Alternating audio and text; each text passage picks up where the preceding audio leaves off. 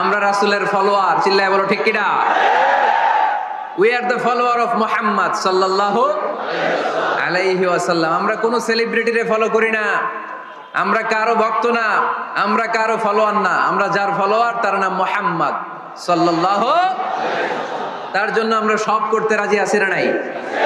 আমার নবীর জন্য আমরা আমাদের দেহের প্রাণ, আমাদের জান, আমার গায়ের তাজা রক্ত বিলিয়ে দিতে রাজি। জোরে বলেন ঠিক কিনা?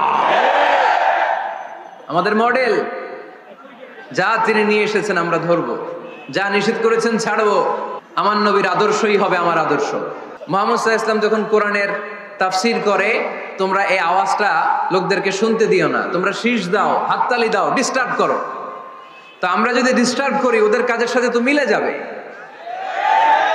এজন্য কোনোভাবেই যেন ওদের কাজের সাথে আমাদের মিল না হয়। মাহফিল বন্ধ করা, ডিস্টার্ব করা, এটা কি ভালো মানুষের কাজ?